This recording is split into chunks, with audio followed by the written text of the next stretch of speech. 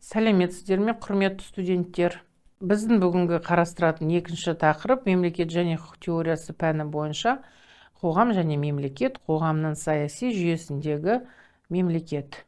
Жоспар бойынша біз үш сұрақ қарастырамыз. Бірінші сұрақ қоғамның саяси жүйесінің түсінігі, екінші сұрақ мемлекеттің қоғамның саяси жүйесіндегі алатын орны мен рөлі, үшінші сұрақ мемлекеттің пайда болуының негізі. Бірінші тақырып бойынша айта кететін болсақ, әлеуметтік басқаруға әртүрлі субъектілер, мемлекет, партиялар, саяси қозғалыстар, қоғамдық бірлестіктер қатысады. Оның барлығы қоғамның саяси өміріне белсенді түрде әсер етіп, саяси билікті жүзеге асырады. Қоғамның саяси жүйесі дегеніміз бұл құқықпен және басқа да әлеуметтік нормалар негізінде тәртіпке келген қоғамның саяси жүйесіне қатысатын және саяси билікті жүзеге асыратын мемлекеттік органдардың, саяси партияларды, саяси қозғалыстардың, қоғамдық бірлестіктердің жиынтығы. Саяси жүйенің белгілері болады, оның көлемінде және оның көмегімен саяси билік жүзеге асады. Ол қоғамдық ортаның сипатына, қоғамның әлеуметтік экономикалық құрылымына байланысты. Ол салыстырмалы дербестікке ие.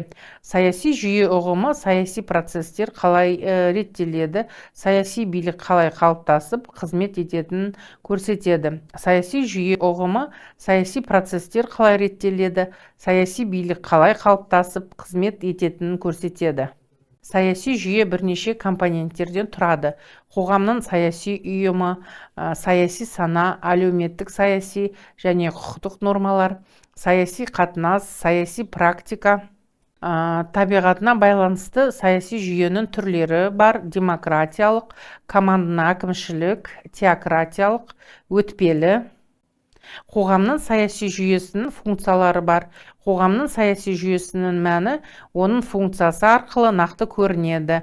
Слайдта көрсетілгендей. Жоспар бойынша екінші сұрақ мемлекет қоғамның саяси жүйесіндегі алатын орны мен рөлі. Саяси жүйені қоғамдық басқарудағы ең орталық буынды мемлекет иеленеді. Өйткені біріншіден ол саяси билікті іске асыратын ең негізгі аппарат, екіншіден мемлекет саяси жүйенің барлық элементтерін біріктіріп саяси функция арқылы қоғамның игілікті құндылықтарын, әділетті болу процесін басқарып отырады. Мемлекеттің қоғамдық саясатты орындаудағы ерекшеліктері бар. Үшінші сұрақ бойынша мемлекеттің пайда болуының негізін қарастыра отырып, біріншіден мемлекет дегеніміз не? Мемлекет қоғам дамуының белгілі бір кезеңінде пайда болған және нақты қоғамдағы саяси жүйедегі биліктің орталық институты болып табылатын саяси құрылым. Мемлекеттің пайда болуы туралы мәселе даулы болып табылады. Себебі этнография және тарих ғылымдары оның пайда болуы туралы күннен күнге жаңа мәліметтер беруде. Мемлекеттің пайда болу себептері туралы бірқатар теориялар бар. Олардың негізгілері: теориялық діни теория, шарттық теория, күштеу теория, органикалық теория, психологиялық теория, материалистік теория.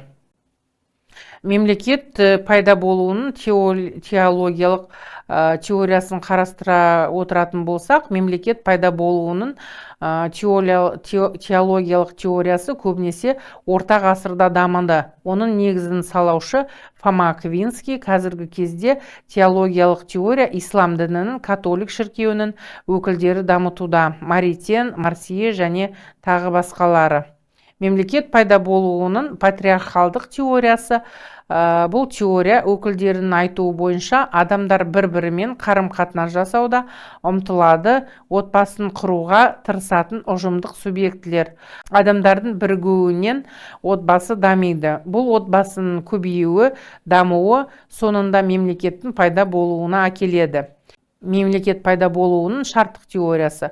Мемлекет пайда болуының шарттық теориясы 17-18 ғасырларда кеңінен таралған. Оның өкілдеріне Голландияда Гуго Гроций, Спиноза, Англияда Лок, Гоббс, Францияда Руссо, Ресейде Радищев жатады. Олардың пікірінше мемлекет саналы шығармашылықтың өнімі, алғашқы қауымдық құрылыстағы адамдардың келісімге келу нәтижесінде пайда болды. Мемлекет пайда болуының күштеу озбырлық теориясы 19 ғасырда пайда болды. Оның өкілдері Гумплович, Каутский, Дюринг. Аталмыш теория өкілдерінің айтуы бойынша, мемлекет бұл бір тайпа екінші тайпаны билеу үшін табиғи жолымен пайда болатын ұйым. Демек, мемлекет қоғамның іштей дамуының нәтижесі емес, сыртқы күштің әсерінің нәтижесі. Мемлекет пайда болуының материалистік теориясының өкілдері Маркс, Энгельс, Ленин. Олар мемлекеттің пайда болуын ең алдымен әлеуметтік, экономикалық факторлармен байланыстырады. Мемлекет пайда болуының органикалық теориясы 19 ғасырдың екінші ортасында кең тараған. Бұл теорияның өкілдері Спенсер, Вормс, Прейс. Мемлекет пайда болуының психологиялық теориясы ең көрнекті өкілдері ретінде Фрейд, Петрожицкий тартты айтуға болады. Олар мемлекет пайда болуына адамдардың басқаларды билеуге тырысуы, бағынуға және ұқсауға ұмытылуы сияқты адамның психикасының ерекше қасиеттері әсер етті деп ойлайды.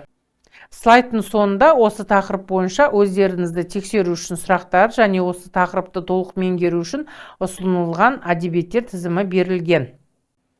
Назарларыңызға рахмет.